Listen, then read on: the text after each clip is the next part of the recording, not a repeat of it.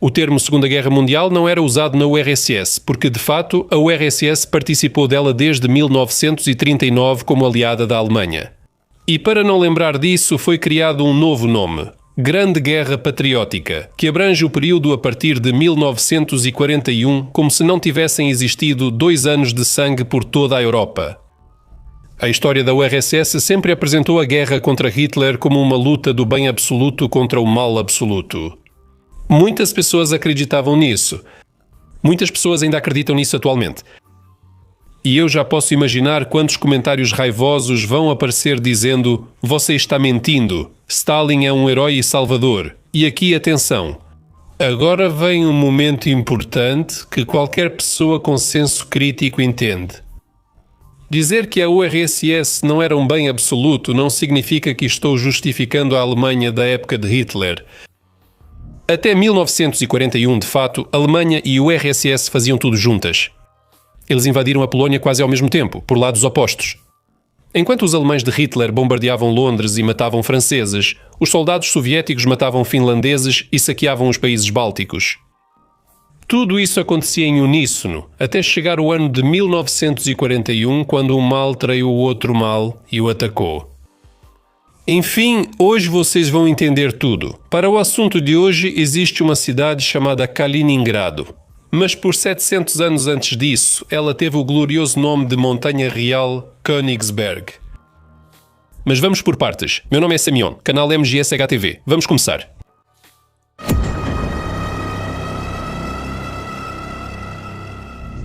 Breve história da cidade.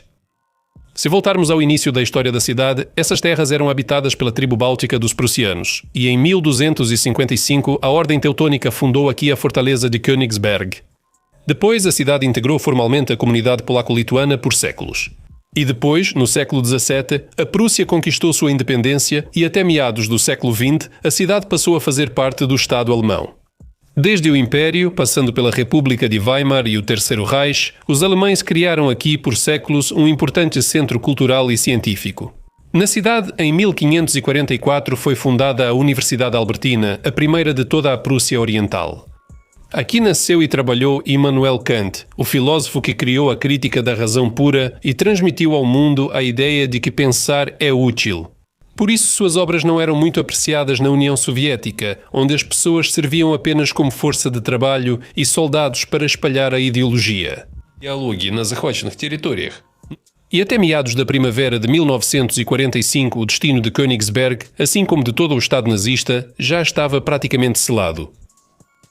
A captura da cidade pelos soviéticos. No início da primavera de 1945, o Exército Vermelho já estava às portas das fronteiras orientais da Prússia. A cidade de Königsberg era realmente uma fortaleza com 3 linhas de defesa, com múltiplos bunkers, fortes, pontos de tiro e até fábricas militares subterrâneas. A determinação do exército hitlerista era resistir pelo maior tempo possível. Apesar do número considerável do lado defensor, cerca de 300 mil, ainda assim o exército soviético atacante era superior tanto em recursos humanos quanto em quantidade de equipamentos. A superioridade era clara na aviação. Os alemães tinham cerca de 130 aviões, enquanto os soviéticos possuíam aproximadamente 2.200. O bombardeio de artilharia na cidade começou já em 2 de abril. A tomada da cidade teve início em 6 de abril de 1945 pelos grupos de assalto. Os combates mais intensos ocorreram perto do forte número 5, chamado Rei Friedrich Wilhelm III. Durante esses combates, as tropas soviéticas, sob o comando do Marshal Vasilevsky, usaram pela primeira vez, como diríamos hoje, um know-how. O Marshal ordenou iniciar o ataque de infantaria antes mesmo do término da preparação de artilharia. Isso surtiu efeito. Soldados do Exército Vermelho surpreenderam os alemães com ações ousadas. Mas, por outro lado, as unidades do Exército Vermelho sofreram grandes perdas devido ao que hoje chamaríamos de fogo amigo. Na prática, a artilharia soviética disparava contra seus próprios soldados de infantaria em avanço. Em 2 dias de combates incessantes, o Exército Vermelho conseguiu conquistar uma grande área da cidade, especialmente em sua parte noroeste. A historiografia soviética afirma que a principal força que tomou Königsberg em 1945 foram as unidades de infantaria, tropas de engenharia e tropas químicas com o apoio de tanques e canhões autopropulsados. Tarde da noite de 9 de abril de 1945, o general Otto von Lasch, comandante da guarnição de Königsberg, capitulou. E na manhã de 10 de abril, a cidade estava completamente sob controle do exército soviético. Como a cidade foi entregue à URSS? A decisão sobre as futuras fronteiras dos Estados após a vitória sobre a Alemanha foi inicialmente tomada ainda na Conferência de Teherã, em 1943, e já lá foi previamente acordado que Königsberg, após a vitória sobre o Terceiro Reich, passaria temporariamente para a esfera de influência do Estado soviético. Depois, essa decisão foi consolidada na Conferência de Yalta, durante o encontro dos 3 líderes da coalizão anti-Hitler. E na Conferência de Paz de Potsdam, a União Soviética, aproveitando a situação, retirou de fato o termo temporariamente e insistiu para que Königsberg e os 30.000 km² ao redor fossem transferidos diretamente para a União. Como resultado da decisão em Potsdam, ficou determinado o seguinte: uma parte do território da Prússia Oriental seria transferida para a Polónia e outra parte para a União Soviética. Surge uma pergunta legítima. Por que a União Soviética precisou dessa região da Alemanha majoritariamente alemã? Por que não virou um território separado como a RDA? A resposta está na posição geográfica e geopolítica de Königsberg. É um dos poucos portos que não congelam no Mar Báltico. E, como consequência, uma saída relativamente rápida durante todo o ano. No futuro, isso permitiria que navios de guerra tivessem acesso à Europa Ocidental durante o ano inteiro. Aliás, vale notar que a região poderia ter sido incorporada à RSS da Lituânia, que fazia fronteira direta com o novo território. Mas não, ela foi deliberadamente incorporada à RSFSE. Eles não confiaram aos lituanos um local militar tão estratégico. Aqui, aliás, me vem à mente um paralelo histórico que não favorece em nada a Rússia moderna. Até mesmo o cruel e bárbaro Estado Soviético, o Estado russo que invadiu o território da Polónia, além de, durante uma guerra ilegal, ter tomado uma parte da Finlândia e depois, em agosto de 1940, ocupou os países bálticos. Até mesmo ele, neste caso específico, recebeu a futura região de Kaliningrado de maneira totalmente legal. O que não se pode dizer da Rússia moderna, que tomou a Crimeia usando forças de autodefesa locais, que depois, como ficou claro, eram todas criminosas e tinham patentes militares. A Federação Russa realizou um pseudo-referendo sob a mira de metralhadoras e desde então acha que esse território agora pertence a eles, supostamente de forma legal.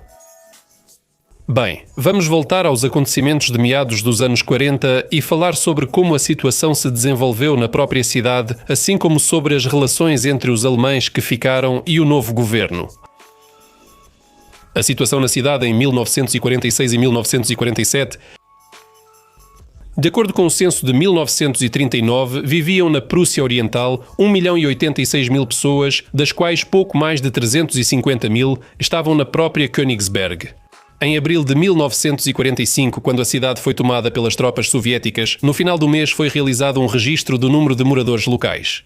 Em 1946, a URSS declarou: Königsberg não existe mais, agora é Kaliningrado.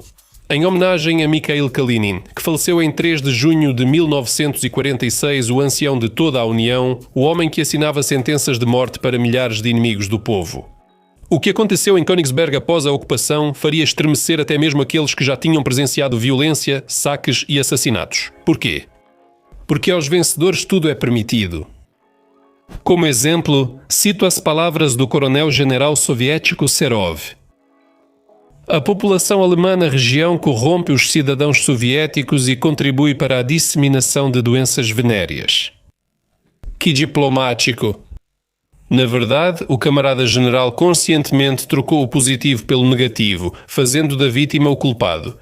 Pelas palavras dele, pode-se pensar que as alemãs enlouquecidas atacavam os recém-chegados e começavam a infectá-los justamente com doenças venéreas.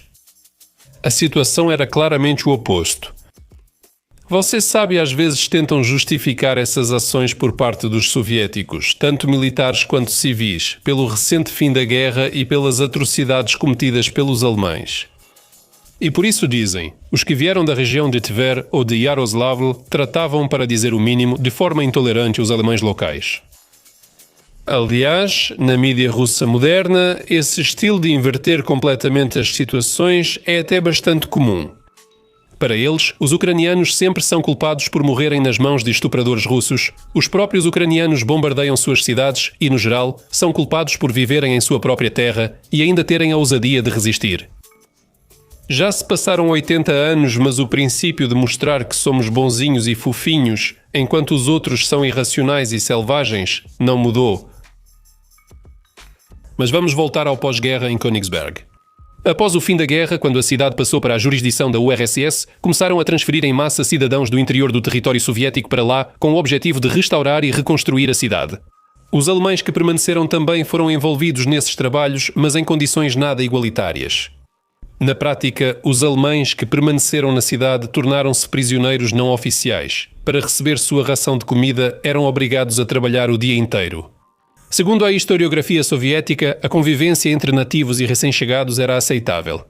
No primeiro ano, até funcionaram escolas em alemão e foi publicado um jornal em alemão, como nos tempos antigos. Mas até essa situação relativamente adequada não durou muito. O principal fluxo de colonos ocorreu em agosto de 1946. O número deles era de cerca de 12 mil pessoas. Mas a liderança da cidade, extremamente meticulosa, talvez querendo relatar o cumprimento da ordem o mais rápido possível, não se preocupou nem um pouco em pensar em como alimentar esses recém-chegados, se já não havia comida suficiente nem para os militares e os moradores locais, pois o outono estava chegando e logo depois viria o inverno. E então foi tomada a decisão de fornecer cartões de racionamento apenas para cidadãos soviéticos. Vou esclarecer.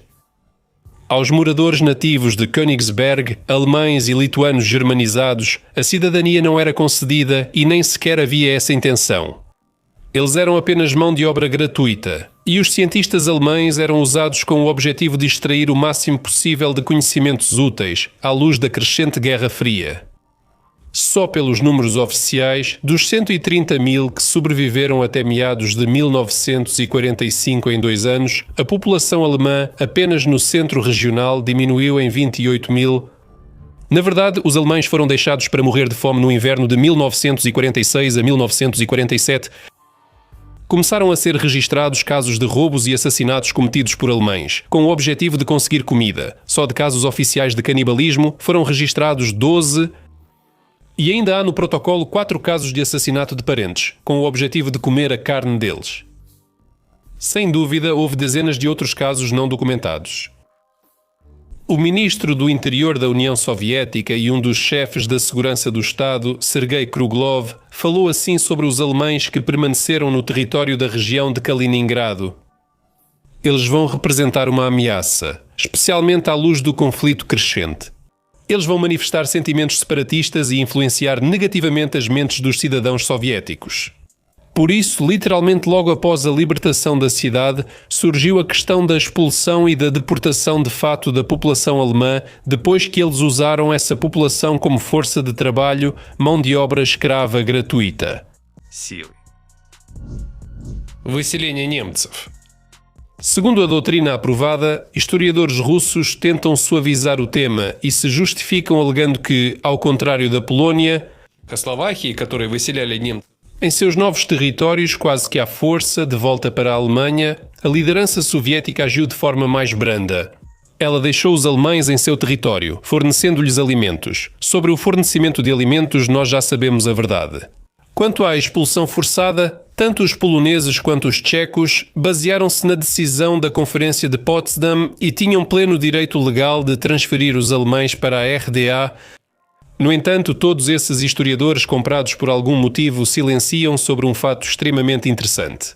Quando em 11 de outubro de 1947 foi tomada a decisão oficial sobre a deportação dos alemães, a informação de que era possível levar até 300 quilos de pertences pessoais não era comunicada aos deportados.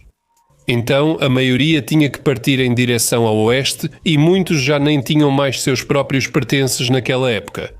Relatos de saques eram frequentes, com recém-chegados roubando ou pegando como troféus tudo o que encontravam nas casas semi-destruídas dos moradores de Königsberg.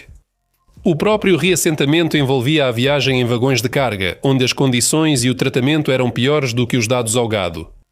De fato, após 1948 restaram na cidade apenas alguns milhares de alemães e, mesmo assim, apenas aqueles necessários ao novo governo. E até 1951, o número deles diminuiu para 1000.